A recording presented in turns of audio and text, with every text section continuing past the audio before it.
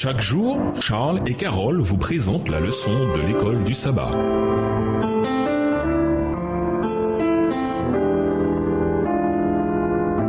Bienvenue dans votre émission Dieu nous parle. Voilà la leçon de mercredi, la loi du Christ, Galates 6 et versets 2 à 8. Paul associe le fait de porter les fardeaux à l'accomplissement de la loi du Christ. Que veut-il dire par la loi du Christ? Lisons Galates 5, verset 14, Galates 6, verset 2, Jean 13, verset 34 et Matthieu 22, les versets 34 à 40. Galates 5, le verset 14. Car toute la loi est accomplie dans une seule parole, dans celle-ci. Tu aimeras ton prochain comme toi-même. Galates 6, verset 2. Portez les fardeaux les uns des autres et vous accomplirez ainsi la loi du Christ. Jean 13, le verset 34. Je vous donne un commandement nouveau. Aimez-vous les uns les autres comme je vous ai aimé. Vous aussi, aimez-vous les uns les autres. Matthieu 22, les versets 34 à 40. Les pharisiens apprirent qu'il avait réduit au silence les Sadducéens. Ils se rassemblèrent. Et l'un d'eux, docteur de la loi, lui posa cette question pour le mettre à l'épreuve. « Maître, quel est le plus grand commandement de la loi ?»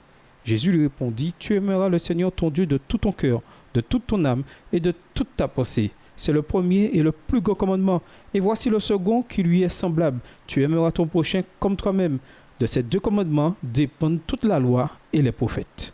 Cet emploi que fait Paul de l'expression « la loi du Christ », ton nomon tu Christou, n'apparaît nulle part dans la Bible, bien qu'il emploie une expression similaire dans 1 Corinthiens 9, le verset 21, nomos Christou. Cette singularité a donné lieu à un certain nombre d'interprétations différentes. Certains affirment à tort que c'est une preuve que la loi de Dieu donnée au Sinaï a été remplacée par une loi différente, la loi du Christ. D'autres affirment que le mot « loi » signifie simplement un principe général. Voir Romains 7, le verset 21. Autrement dit, en portant les fardeaux les uns des autres, nous suivons l'exemple de Jésus.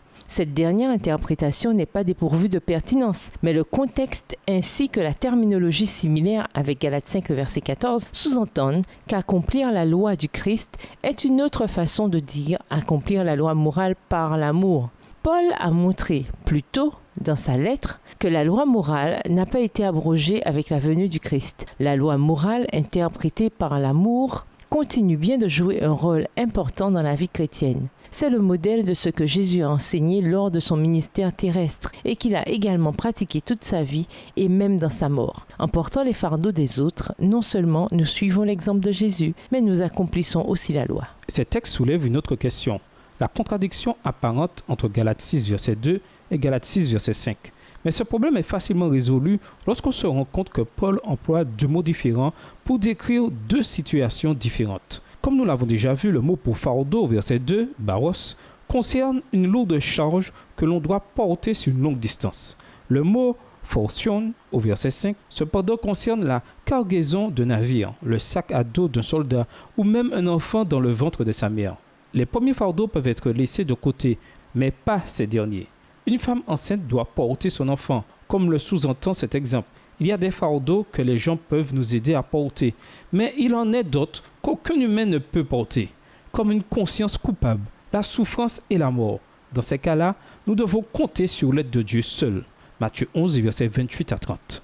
Pour certains fardeaux, vous pouvez trouver de l'aide auprès d'autres personnes, mais pour d'autres, vous devez les déposer devant Dieu seul. Comment apprendre à donner au Seigneur ce que vous ne pouvez tout simplement pas porter seul?